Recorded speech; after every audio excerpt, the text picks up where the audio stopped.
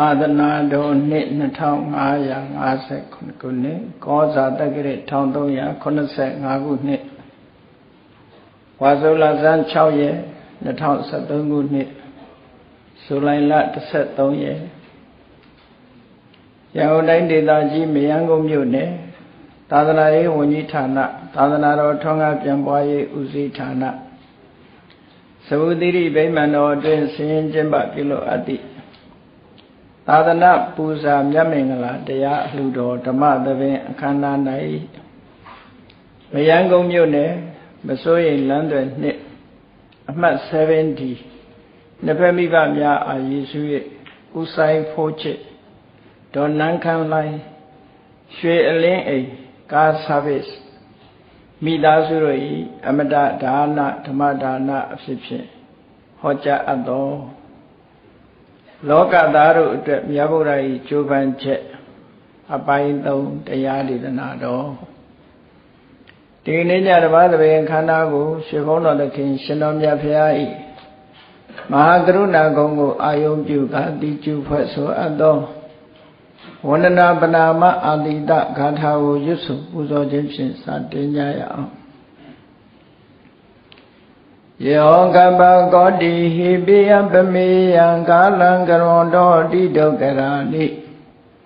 ခေရံကတောလောကဟိတယာနာထောနမောမာကာရုဏိကတတတယောနာထောဝိနိယများစွာတတ္တဝါဤ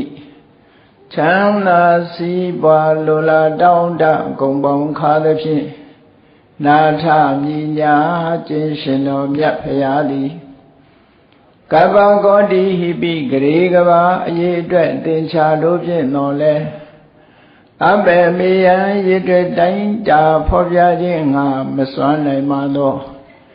ကာလလေးအသင်ချေသိမ့်နေကဘာရှိကြသောကာလပတ်လုံးလောကဟိတယတတ္တလောကဤအကျိုးစီးပွားအလို့ငါအတိဒုက္ခရာနိယောစာအသက်ချင်းလက်အင်္ဂါမေတ္တာကြီးမာသမိတာနှင့်တထာဇနီဆွန်မြင်းကြီးဟုတတိထဝေငါးသွဲအစုအလွန်ခဲရင်တော်မူတော်ကိုကရွန်တော်ဘုရားဖြစ်ရန်ဤတန်ကြိုးကုတ်အာထုတော်မူရသည်ဖြစ်၍ခေရန်လက်ချေမျက်လုံးအသက်ဆုံးလျက်နှလုံးစေဝံကိုရောဤပင်မခြင်းတို့ကတောဘဝတဏ္ဍချိန်ဖျားစွာရောက်တော်မူခဲ့ရရှာလေသည်မဟာကရုဏီကတတတဝါများယင်ဝေသားကဲ့သို့တနာချစ်ခင်မှာကရုဏာရှင်ဖြစ်တော်မူသောတသနာတသဝိနည်းများစွာတတ္တဝါဤချမ်းသာစီးပွားလိုလားတောင်းတဂုံပေါင်းခါသဖြင့်နာထမြညာထိုရှင်တော်မြတ်ဖရာအားနမောယုတိပြောင်းမှန်ကိုလျော်၍ကရောယုကျိုးရှိခိုးခြင်းသည်အထုဘဝတုစင်စစ်မသွေဖြစ်ပါစေတည်း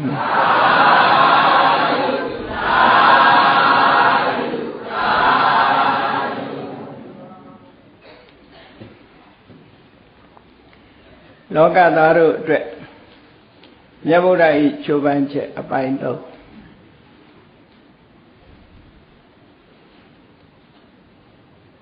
ဒုက္ခရစရိယာလို့ခေါ်တဲ့တမန်ပုဂ္ဂိုလ်တွေစိတ်ကူးတဲ့တောင်မထဲ့ဝန်းလောက်အောင်ခန္ဓာကိုယ်ပင်ပန်းခံပြီးတော့အသိဉာဏ်တူရလိမ့်မလားလို့ဘုရားလောင်းတော်ဟာကျုပ်ပန်းအားထုတ်ခဲ့တာတောထွက်လာတဲ့အချိန်ကစပြီးတရားစူးစမ်းရှာဖွေတာ6နှစ်လောက်အချိန်ရသွားအဲဒီမှာဒုက္ခရစရိယာကျင့်တာ6နှစ်တော့မဟုတ်ဘူးရှေ့ပိုင်းကတော့အာလာရကာလမဆိုတဲ့ဆရာကြီးထံနေခံပြီးတော့သမထအကျင့်ကိုအောင်မြင်ပေါ်ရောက်အောင်ကျင့်ခဲ့တယ်ဒုတိယဥဒကရမဗုဒ္ဓဆရာကြီးရဲ့နိနာနေတယခံပြီးတော့သမထကျင့်စဉ်တစ်ခုကိုအောင်မြင်ပေါ်ရောက်အောင်ကျင့်ခဲ့အဲ့ဒီကျင့်ပြီးတဲ့နောက်မှာ ထိုခေတ်ကာလမှာခေတ်စားနေတဲ့ခန္ဓာကိုယ်ပင်ပန်းခံပြီးတော့ကျင့်ရတဲ့အကျင့်အဲ့ဒီအကျင့်ကိုကျင့်ကြံကြိုးကိုအားထုတ်တယ်တပတ်အကျင့်လို့ခေါ်တဲ့မြောက်များစွာသောအကျင့်တွေကအလွန်ခက်ခဲပင်ပန်းလာတဲ့အကျင့်ကိုကျင့်လိုက်လို့ခန္ဓာကိုယ်ဟာပိန်ချုံးသွားပြီးအယိုးပေါ်အရေးတင်မသိမရှင်အနေထားမျိုးရောက်သွားသည့်ထိအောင်ဆင်းရဲပင်ပန်းမှုကိုခံရတယ်အဲ့ဒီမှာပြန်ပြီးတော့စဉ်းစားမိတာဒီလိုအမတန်မှပြင်းထန်တဲ့ဒုက္ခရစရိယအကျင့်ကိုရှေးတုန်းကကျင့်ကြံကြိုးကုပ်အားထုတ်တယ်လို့ဆိုတာလည်းပဲငါကျင့်တဲ့အတိုင်းတာတဲ့တော့မပိုနိုင်ဘူးခဏခေတ်မှာကျင့်နေတဲ့ပုဂ္ဂိုလ်တွေဟာလည်းငါကျင့်တဲ့အတိုင်းတာတဲ့မပိုဘူးနောက်ကျင့်မဲ့ပုဂ္ဂိုလ်တွေဟာလည်းပဲဒီအတိုင်းတာတဲ့တော့ပိုပြီးတော့ဘယ်သူမှမကျင့်နိုင်ဘူးလမ်းဆုံးရောက်အောင်ကျင့်ကြံကြိုးကုပ်အားထုတ်ခဲ့တယ်ပြန်စဉ်းစားကြည့်တာဒီအကျင့်ဖြင့်တော့အသိဉာဏ်တစ်ခုဘာမှရမလာဘူးသို့တော့ဒီအကျင့်နဲ့ပတ်သက်ပြီးတော့အလောင်းတော်ဟာဖះလောင်းတော်ဟာစိတ်ပြတ်သွားတာမဟုတ်ဘူးကျင့်ကြံကြိုးကုပ်အားထုတ်တဲ့သူ့ရဲ့ကျင့်စဉ်နဲ့ပတ်သက်ပြီးပြန်လီဆင်ញင်သုံးသပ်ထားတာဖြစ်တယ်ပေါ့ဒီအလုပ်တွေဟာမအောင်မြင်တော့ပါဘူးအေးစေးစေးနန်းတော်ပြန်ပြီးတော့မိသားစုဘဝနဲ့နေမယ်ဆိုတဲ့အတွေးလုံးဝမရှိလုံးဝမရှိငါသွားနေတဲ့လမ်းကြောင်းဟာမှန်ကန်မှုရှိမဲ့မတင်သေးဘူးနောက်ကျမ်းပြန်လှည့်မှာတော့မဟုတ်ဘူးတိယလူခောအင်ညောမခောဘောရာယအတိညာရဖို့အတွက်ဒီလမ်းကတော့မဟုတ်ဘူးတခြားလမ်းရှိနိုင်သေးတယ်လို့စိတ်ထဲမှာကြံတွေးတာနော်အဲ့ဒါအင်မတန်မှအတူယူစရာကောင်းတဲ့အချက်တစ်ခုပဲလောကလူတွေဟာတစုံတစ်ခုလုံးလို့အောင်မြင်မှုမရတော့ဘူးဆိုပြီးတော့စိတ်ပြက်ပြီးနောက်ဆုတ်သွားကြတဲ့လူကများတယ်လေကိုယ့်ရဲ့ရည်ရွယ်ချက်မအောင်မြင်လို့ရှိရင်ပြန်လီဆင်ញင်သုံးသပ်မှုကိုမလုပ်ဘဲနဲ့မဖြစ်ပါဘူးဆိုပြီးတော့လှုပ်လှဆအလုပ်တွေဆက်မလုပ်တော့ပဲရည်ရွယ်ချက်ကိုဆက်ပြီးတော့အကောင်ထဲမဖော်တော့ပဲနဲ့နောက်ကျောင်းပြန်လှည့်သွားတာတွေပဲများတယ်ဖះလောင်းတော်ကတော့နောက်ကျောင်းပြန်လှည့်ဖို့လုံးဝမစင်စားဘူးဘလောက်ပဲဆင်းရဲကျင့်ကြံကြိုးကုပ်အားထုတ်လာတဲ့ဖြစ်ကျင့်ကြံကြိုးကုပ်အားထုတ်လာလို့ခံစားရတဲ့ဆင်းရဲဒုက္ခဟာသူ့စိတ်ကိုလွှမ်းမိုးမသွားနိုင်ပါဘူးစိတ်ကသာဒုက္ခကိုလွှမ်းမိုးထားတယ်အင်တမခိုင်မာတဲ့စိတ်ဓာတ်လို့ဒီလိုပြောခုခေတ်လိုပြောရဆိုရင်သိခေါင်းမာတယ်ပေါ့နော်နောက်ပြန်လဲဖို့မစင်စားဘူးခေါင်းမာတယ်သူစဉ်းစားတာဘာလဲလို့ဆိုတိယနုခောအညောမဲ့ခောဘောရာယဒီလမ်းကတော့လမ်းဆုံးနေပြီငါလောက်ဒီတဲ့ပို့ပြီးတော့ပြင်းပြင်းထန်ထန်ကျင့်နိုင်မဲ့အခြေအနေမျိုးဟာမရှိနိုင်ဘူးသူဟာအမြင့်ဆုံးအဆင့်ရောက်နေတယ်အဲ့ဒီတော့အသိဉာဏ်တစ်ခုရဖို့ရအတွက်တခြားနိလန်ရှိနိုင်တယ်လို့ဆင်ញင်စဉ်းစားတဲ့အခါမှာခေါင်းထဲမှာဘာပေါ်လာတော့ဆိုငယ်စဉ်တုန်းကထက်လေဝင်လေလေးကိုမှတ်ပြီးတော့တမာတိစွမ်းအားတွေတက်လာပြီးစိတ်နှလုံးအေးချမ်းမှုလေးကိုခံစားခဲ့ရတာလေသွားတတိယအဲ့ဒါလို့တတိယတဲ့အခါကျတော့အေတေဝမေခောဘောဓာယအဲ့ဒီလမ်းကြောင်းကသာလေအသိဉာဏ်ရမယ်လမ်းကြောင်းဖြစ်နိုင်တယ်ဖြစ်ရမယ်လို့ဆိုပြီးတော့လမ်းကြောင်းပြောင်းတော့မယ်ကျင့်တာကိုလက်လျှော့တာမဟုတ်ဘူးအသိဉာဏ်ရဖို့လုပ်ငန်းစဉ်ကိုလက်လျှော့လိုက်တာမဟုတ်ဘူးဒီလမ်းကြောင်းမှန်ကန်တဲ့လမ်းကြောင်းဖြစ်နိုင်တယ်အဲ့ဒီလမ်းကပြောင်းပြီးတော့ရှေ့ဆက်ရှောက်မယ်လို့ အဲ့ဒီလိုစဉ်းစားလိုက်တဲ့အခါခန္ဓာကိုယ်ကကျမ်းမာရေးအနေထားအင်တန်မှချို့ယွင်းပြီးပိန်ချုံပြီးအားမရှိတဲ့အနေထားမျိုးရောက်သွားသည့်အတွက်ကြောင့်ခန္ဓာကိုယ်အင်အားတွေပြန်ပြီးတော့စုစည်းဖို့လိုအပ်လာတယ်။ဒါကြောင့်မို့အစာအာဟာရကိုနည်းနည်းတိုးပြီးတော့စားမှဖြစ်တော့မယ်လို့ဒီလမ်းကြောင်းကရှောက်မယ်ဆိုရင်အစာအာဟာရလိုအပ်တယ်ဆိုပြီးတော့အစာအာဟာရဆွမ်းခံပြီးတော့ဘုရားအလောင်းဟာစတင်ပြီးတော့ဖုံးမေးလာတယ်အဲ့ဒါလို့ဖုံးမေးတဲ့အခါကျတော့အလီပါမှာစောင့်ကြည့်ပြီးဝေယဝိဆပြုနေကြတဲ့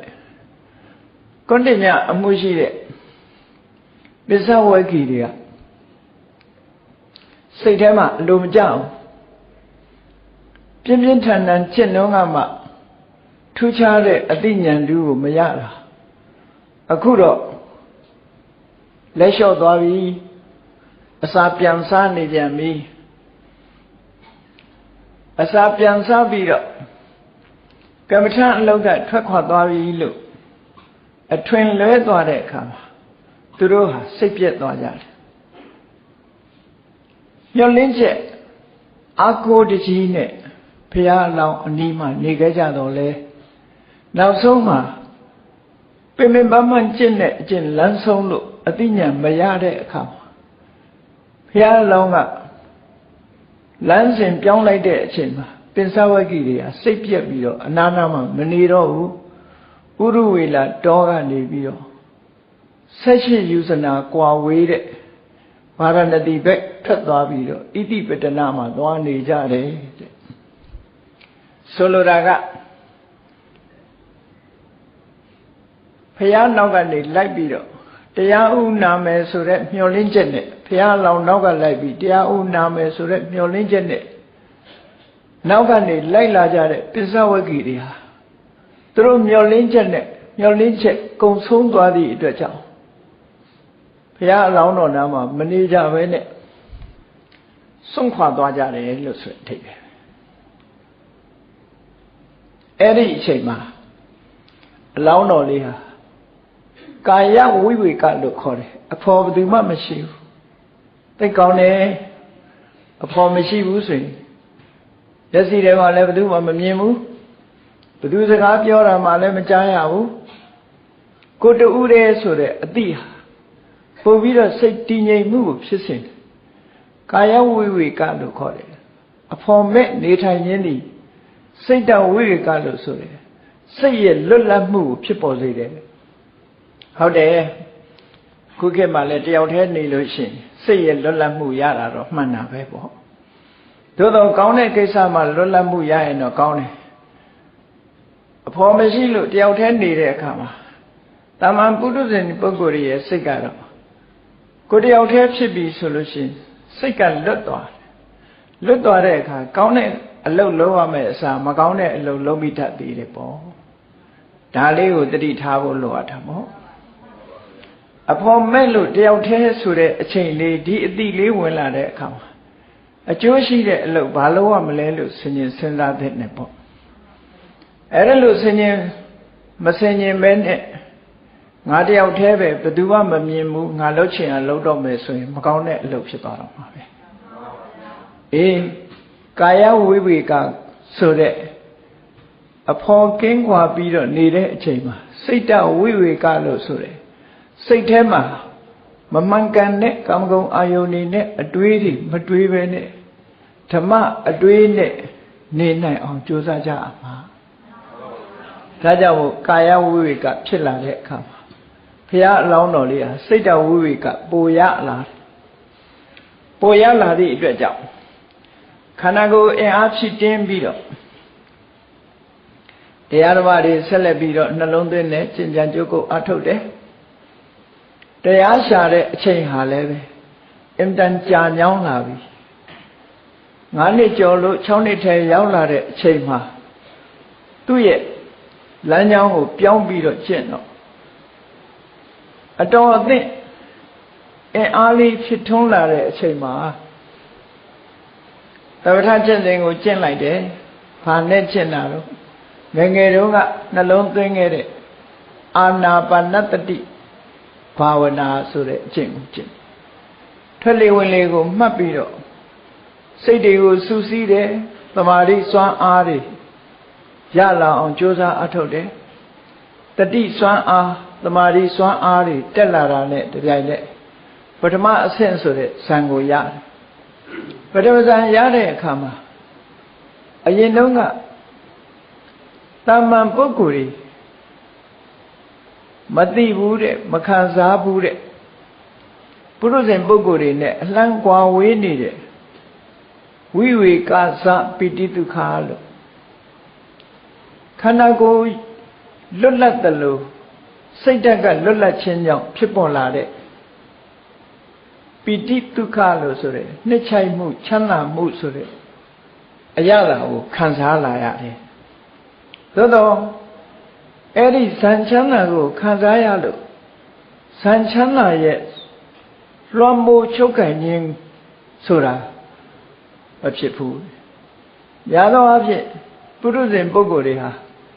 ချမ်းသာတစ်ခုရလာပြီဆိုရင်အဲ့ဒီချမ်းသာရဲ့လွှမ်းမိုးမှုကိုခံလိုက်ကြရတယ်။ခံလိုက်ရသည့်အတွက်ကြောင့်ချမ်းသာကိုတွေ့တာမှုဆိုတာတဏှာဝင်လာတတ်တယ်။ဘုရားလောင်းကတော့ဟောဒီဇန်ချမ်းသာကလည်းဘုရားလောင်းရဲ့စိတ်ဓာတ်ကိုကုသိုလ်စိတ်ဓာတ်တွေကိုကုန်ခန်းသွားအောင်မလုပ်နိုင်ဘူးကုန်ခန်းသွားတယ်ဆိုတာအေးငါတမာရီတွေသိကောင်းတာပဲဒီလိုချမ်းသာမျိုးငါတစ်ခါမှမခံစားဘူးကောင်းလိုက်တာဒီချမ်းသာမျိုးငါခံစားနိုင်အောင်ကြိုးစားမယ်ကြံတဲ့လူတွေဒီချမ်းသာမခံစားရဘူးလို့ဆိုတဲ့အတွေးတွေဝင်လာပြီဆိုရင်လောဘတွေမာနတွေတက်လာတာဒါစိတ်ကိုလွှမ်းမိုးခံလိုက်ရတယ်လို့ဒီလိုဆိုလိုတာပဲအေးတာမန်တရားစခန်းလေးဝင်လို့တမာရီကောင်းလာရင်တောင်းပါပဲငါလိုတမာရီကောင်းတဲ့လူတခြားပုဂ္ဂိုလ်တွေငါလောက်တမာရီမကောင်းကြဘူးငါလောက်မထိုင်နိုင်ကြဘူးလို့ဆိုပြီးတော့ငါဟာဟုတ်လာပြီတရားဥတရားမြတ်ရလာပြီဆိုတဲ့အတွေးတွေဝင်လာတတ်တယ်ပေါ့အဲ့ဒါဟာစိတ်ကိုလွှမ်းမိုးခံရခြင်းတစ်ခုပဲပေါ့ဘုရားလောင်းလေးမှာအဲ့ဒီလိုတောင်လွှမ်းမိုးမခံရဘူးဒုက္ခဝေဒနာလို့ဆိုတဲ့ချမ်းသာကိုဒါချမ်းသာတယ်လို့သိတဲ့အဆင့်ပဲရှိတယ်ဒီချမ်းသာပေါ်မှာမမောတယ်တွေ့တာတယ်ချမ်းသာကိုအကြောင်းပြုပြီးတော့မာနတက်တယ်ဆိုတာဖြစ်မလားရှင်းဆက်ပြီးတော့တမာတိစွမ်းအားကိုမြင့်လိုက်တဲ့အခါတမာတိစပိတိဒုက္ခတဲ့တမာတိဖြစ်ခြင်းကြောင့်ရလာတဲ့ပိတိဒုက္ခတိုးမြင့်ခံစားရပြန်တယ်အဲ့ဒီချမ်းသာကလည်းဘုရားလောင်းရဲ့စိတ်ဓာတ်ကိုလွှမ်းမိုးပြီးတော့မသွားနိုင်ဘူးတဲ့အဲ့ဒီကနေပြီးတော့ဆက်ပြီးတော့တမာတိစွမ်းအားကိုမြင့်လိုက်တဲ့အခါကျတော့နိဗ္ဗိတိကဒုက္ခတဲ့ပိတိမပါတဲ့ချမ်းသာပိတိကင်းမဲ့တဲ့ချမ်းသာမျိုးကိုခံစားရပြန်တယ်ပိတိမပါသည့်အတွက်ကြောင့်ချမ်းသာဒုက္ခဟာတည်ငြိမ်တဲ့ချမ်းသာဒုက္ခမျိုးဖြစ်လာအဲ့ဒီချမ်းသာဒုက္ခခံစားရတဲ့အခါမှာလည်းပဲချမ်းသာဒုက္ခကသူ့ရဲ့စိတ်ဓာတ်ကိုလွှမ်းမိုးမသွားဘူးတဲ့ဒါနဲ့ရှင်းဆက်ပြီးတော့ဖြစ်တယ်လွှမ်းမိုးခံရတယ်ဆိုရင်ဒီချမ်းသာလေးပေါ်မှာပဲတွေ့တာနေမှာပေါ့အဲ့ဒီလိုတွေ့တာသွားပြီဆိုရင်ဒုက္ခကလူကိုလွှမ်းမိုးတယ်လို့ခေါ်တယ်ဘုရားလောင်းကိုတော့မလွှမ်းမိုးနိုင်ဘူးမလွှမ်းမိုးနိုင်တဲ့အတွက်ကြောင့်ဒီဒုက္ခကိုစွန့်ပယ်ပြီးတော့ရှေ့ဆက်သွားတယ်နောက်ဆုံးဥပိ္ပခဒုက္ခလို့ခေါ်တယ်တမာရီစွမ်းအားကြီးမြင်မာလာသည့်အတွက်ကြောင့်အနောက်ရှေ့ခင်းတဲ့ဒီငြိမ်သက်အေးချမ်းတဲ့ဥပိ္ပခဒုက္ခဆိုတာကိုခံစားရပြန်တယ်ပေါ့အဲ့ဒါသရုပ်ထဇံချမ်းသာကိုခံစားရခြင်းပဲဖြစ်တယ်ဒီချမ်းသာကလည်းဘုရားလောင်းရဲ့စိတ်ဓာတ်ကိုလွှမ်းမိုးချုပ်ကင်နိုင်ခြင်းမရှိဘူးတဲ့ဟောချမ်းသာအစဉ်စဉ်ခံစားရပြီမဲ့လို့ဒီချမ်းသာတွေရဲ့လွှမ်းမိုးမှုမခံရဘူးအဲ့ဒါကိုမြတ်စွာဘုရားကဘယ်လိုသုံးတယ်လဲဆိုရင်ဥပ္ပန္နာပိဒုက္ခဝေဒနာဥပ္ပန္နာပိဒုက္ခဝေဒနာနာစိတ်တံပရိယာထာယဒိဋ္ဌတိငါစိတ်ကိုလွှမ်းမိုးပြီးတော့မတည်ပါဘူးတဲ့အဲ့ဒီချမ်းသာကစိတ်ကိုလွှမ်းမိုးချုပ်ကင်ထားခြင်းမရှိဘူးလို့ဆိုလို့ အဲ့ဒီလိုဇန်ချနာအစစ်စစ်အာနာပါနတတိအာနာပါနအာယုံကိုခြေခံပြီးတော့ကျင့်လိုက်တာဇန်၄ဆင့်ထိအောင်တမာတိစွမ်းအားတွေဟာမြင့်ပြီးတော့သွားလိုက်တယ်ဒီနေရာမှာစဉ်းစားစရာတစ်ခုရှိတယ်အာလာရကာလမစီနီးခံပြီးတော့ကျင့်တော့ကရောဒီဇန်တွေမရခဲ့ဘူးလားဥဒကရမပုဒ္ဒစီမှာနီးခံပြီးကျင့်တော့ကလည်းဒီဇန်တွေရခဲ့ဘူးတာပဲသို့တော့ဥတ္တိချက်ချင်းမတူဘူးလို့ဒီလိုပြောအာလာရကာလမတို့ရဲ့ဥတ္တိချက်ကဘယ်တော့ဆိုရင်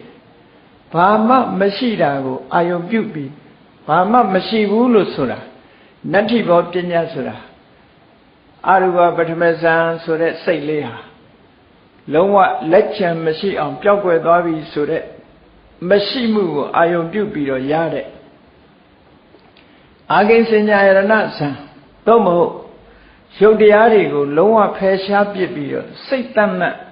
ဖြစ်ပေါ်တဲ့ဘုံဘဝဆိုတဲ့ဥတ္တိချက်နဲ့အထုတ်တာအဲ့ဒီဥတ္တိချက်နဲ့သွားတာ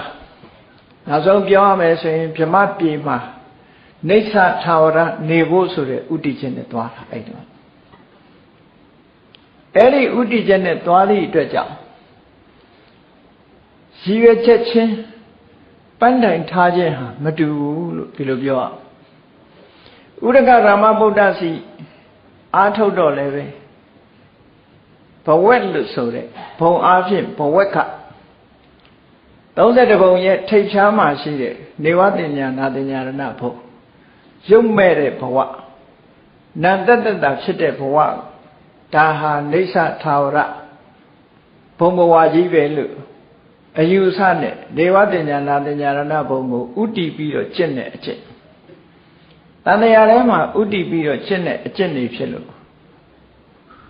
ရည်ရွယ်ချက်ပန်းနိုင်ထားပုံကြီးမတူဘူးလို့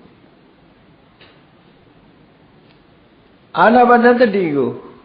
အခြေခံပြီးတော့ရလာတဲ့ပထမဇန်ဒုတိယဇန်တတိယဇန်ဆိုတာတဘာဝစွမ်းအားတွေကိုမိမောင်းထိုးပြနိုင်တဲ့တမာတိကိုအခြေခံလိုက်တာ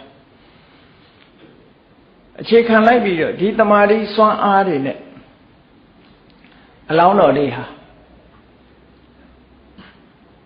စတုဒ္ဓဇန်လို့ဆိုတဲ့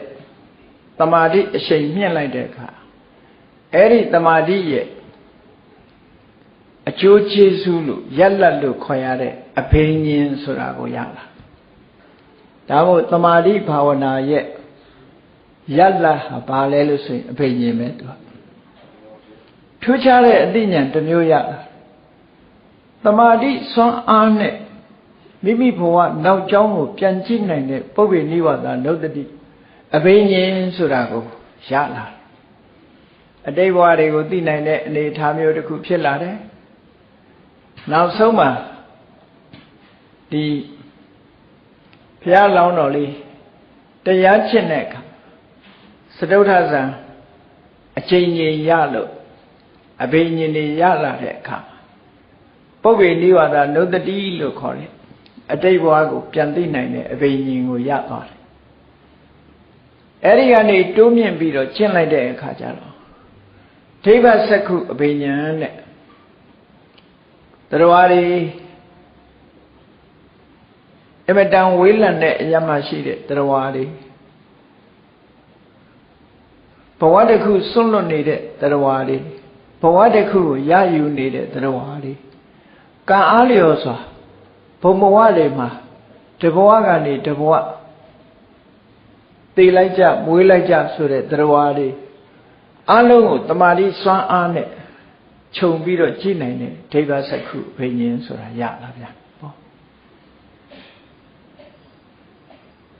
အဲ့ဒါလို့ပုဗ္ဗေနိဝါဒနုတ္တိဘိညာဉ်ဒိဗ္ဗစက္ခုအဘိညာဉ်ဒါဖြင့်ဒီဘိညာဉ်တွေတင်ရတယ်လို့တော့မအောင်မိတ်လိမ့်နဲ့ဘုရားအလောင်းတော်ဟာတမာတိစွမ်းအားနဲ့တခြားအဘိညာဉ်တွေလည်းရတယ်လို့ပဲဒီလိုမှတ်သားကြရအောင်အဲ့ဒီကနေပြီးနောက်ဆုံးအဆင့်ရောက်တဲ့အခါကျတော့တမာတိကိုအခြေခံပြီးတော့ တဘာဝတရားတွေကိုဥလဲ့တယ်တဘာဝတရားတွေကိုဥလဲ့တယ်ဆိုတာတမာတိရဲ့တမာတိနဲ့ရှင်တွဲပြီးတော့ဖြစ်တဲ့နံတရားတွေရဲ့အဲ့ဒီဘက်ကိုဥလဲ့ပြီးတော့ဆင်ញင်သုံးသပ်ကြည့်လိုက်တဲ့အခါတမာတိဆိုတဲ့တရားကလည်းဖြစ်ပြီးရင်ပြတ်သွားတာပဲတမာတိနဲ့ရှင်တွဲပြီးတော့ဖြစ်ပေါ်လာတဲ့နံတရားအလုံးတွေဟာလည်းဖြစ်ပြီးရင်ပြတ်သွားတာပဲအဲ့ဒီတရားတွေကိုငါလို့ခေါ်เสียလည်းမရှိဘူးငါဟာလို့ပြောเสียလည်းမရှိဘူးအာနာပါနအာယုံကိုအကြောင်းပြုပြီးတော့ဖြစ်ပေါ်လာတဲ့နံတရားတသက်မြတာဖြစ်တယ်လို့ဒီအတိလေးရလာအဲ့ဒီနံတရားတသက်မြတာဖြစ်တယ်ဒီအတိတွေဟာစိတ်ရဲ့တရားအခြေခံရုပ်ကိုအမိပြုပြီးတော့ဖြစ်လာကြတာလို့ဟောအခြေခံရုပ်ကိုလည်းတွေ့ရှိတယ်ဖြစ်ပေါ်လာတဲ့နံတရားတွေကိုလည်းဆင်ញင်သုံးသပ်လာနိုင်တယ်ဆင်ញင်သုံးသပ်လာနိုင်တဲ့အခါရုပ်နဲ့နံတရားဆိုတာမရှိဘူးငါဆိုတာမရှိဘူးငါဟာဆိုတာမရှိဘူးဇီဝဆိုတာမရှိဘူးခိုင်မြဲတယ်ဆိုတာတခုမှမရှိဘူးလို့ဟောဒီဝိပဿနာဉာဏ်အခြေခံရောက်လာဝင်လာတယ်အဲ့ဒီကနေဆက်ပြီးတော့ဒီတမာရီစွမ်းအားတွေဘာကြောင့်ဖြစ်တယ်တမာရီနဲ့ရှင်တွဲလာတဲ့နံတရားတွေဟာဘာကြောင့်ဖြစ်ရတယ်လဲဆိုရင်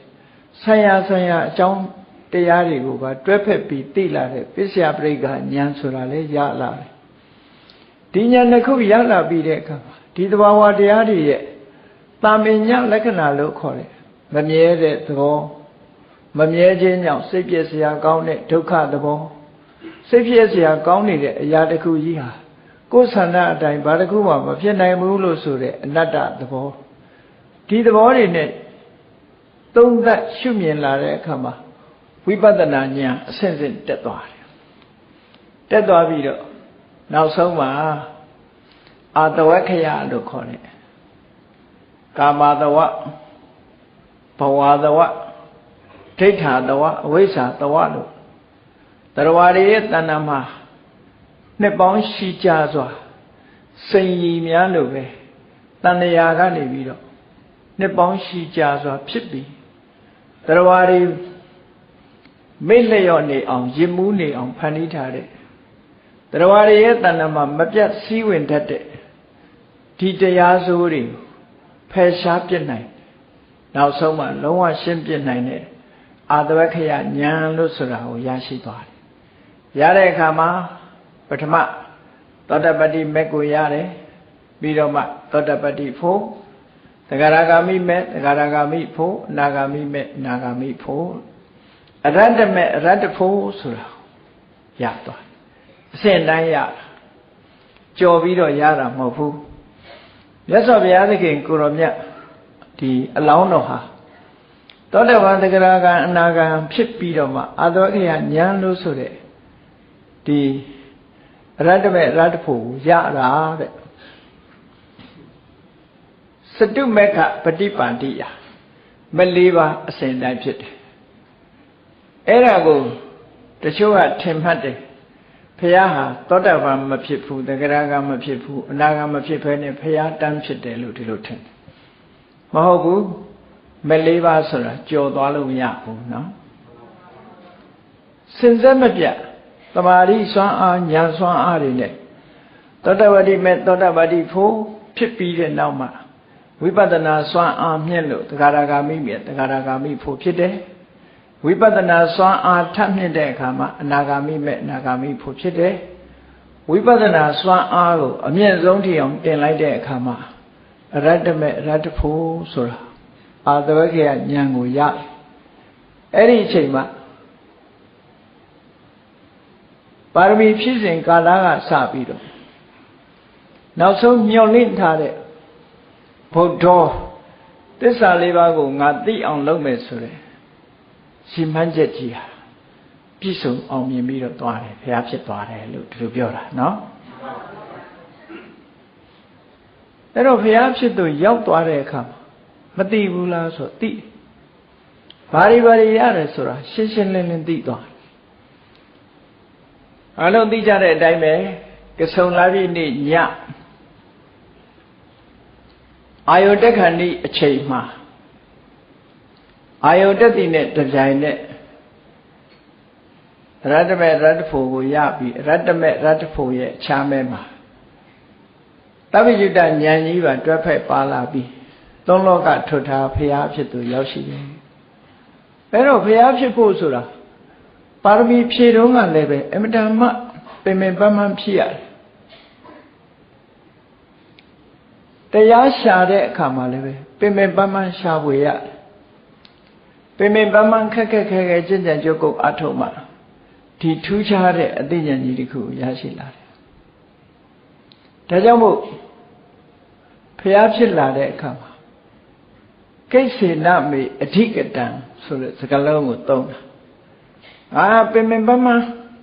ရှာဖွေပြီးမှရလာတဲ့ဟာလွယ်လွယ်လေးနဲ့ရတာမဟုတ်ဘူးအင်တမကျိုးပန်းအထုတ်လို့ရလာတဲ့အရာဖြစ်တယ်နော်အဲ့ဒါလို့ဖျားဖြစ်လို့ရောက်သွားတဲ့အခါမှာ49ရက်တာ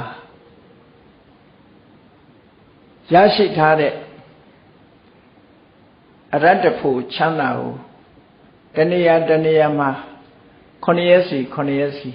တတ္တဌာန9ဌာနမှာသရင်သုံးနေထိုင်ပြီးတော့ထိုချိန်မှာဒီအစာအာဟာရသုံးဆောင်ခြင်းမရှိပဲနဲ့ဘုရားမြတ်စွာဘုရားဟာဒီဖလားသမဘတ်ချမ်းသာကိုခံစားပြီးတော့49ရက်အချိန်ကိုကုန်လွန်စေခဲ့တယ်နောက်ဆုံး49ရက်မြောက်ပြီးတော့အစာအာဟာရပြန်ပြီးဖုံးပေးပြီးတဲ့နောက်အစပါလာညောင်းမင်းအောက်မှာထိုင်ရင်ဘာတွေစဉ်းစားမိတော့ဆိုတရားကိုပြန်ပြီးတော့ဆင်ញင်သုံးသပ်တာအဓိကတောခောမြာယံဓမ္မောငါသိတယ်ငါဟာတရားသူတရားမြတ်ကိုသိတယ်အဲ့ဒီငါသိတဲ့တရားဟာအဓိကတောခောမြာယံဓမ္မောဂံဘီရောအင်ဓမ္မနဲ့တယ်ဆိုတာသာမញ្ញံနဲ့လက်လမ်းမမီနိုင်ဘူးတယ်ဆိုလို့တာပေါ့ဂံဘီရ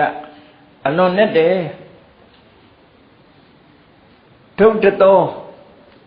နဲ့သည့်အတွက်ကြောင့်သာမန်အသိဉာဏ်နဲ့မမြင်နိုင်ဘူးဒုရနုဘောတော့မသိနိုင်ဘူးထိုးဖောက်ပြီးတော့မြင်နိုင်စွာမရှိဘူးတန်တော်တရားကအမြဲတမ်းငြိမ်သက်တယ်ပဏိတအလွန်ပဲမွန်မြတ်တယ်အတ္တကဝါစရောတွေးတောကြံစီခြင်းဖြင့်ဒီတရားဓမ္မကိုနားလည်ဖို့မဖြစ်နိုင်ဘူးတနည်းအားဖြင့်ကြိုးကြောင်းဆင်ခြင်တဲ့ logic နည်းနဲ့ဒီတရားဆိုတာသိနိုင်တာမဟုတ်ဘူးဒီလိုဆိုလိုတယ်ပေါ့နိပုဏသိပြီးတော့သိမ်မွေလွန်းတယ်ပန္တိတဝေရဏိယတကယ်ပညာရှင်တွေမှသိနိုင်တယ်ဟောမြတ်စွာဘုရားသူသိခဲ့တဲ့သစ္စာ၄ပါးတရားနဲ့ပတ်သက်ပြီးတော့ငါသိတဲ့တရားဟာအလုံးကိုလေးနှစ်တဲ့တရားအလုံးကိုမြင်ဖို့ခက်တဲ့တရားပညာရှိတဲ့ပုဂ္ဂိုလ်မှသာသိနိုင်တဲ့တရားဒါကိုစဉ်းစားတဲ့အခါအဲ့ဒီတရားတွေထဲမှာအဓိကအချက်နှစ်ချက်ကဘာတော့ဆိုရင်ပဋိစ္စသမုပ္ပါဒ်နဲ့နိဗ္ဗာန်ပဋိစ္စသမုပ္ပါဒ်ဆိုတာအကြောင်းတရားကြောင့်အကျိုးဖြစ်နေတယ်ဆိုတဲ့သင်္ခါရတရားတွေရဲ့သဘာဝသင်္ခါရတရားတွေရဲ့သဘာဝကိုသိဖို့ဆိုတာအင်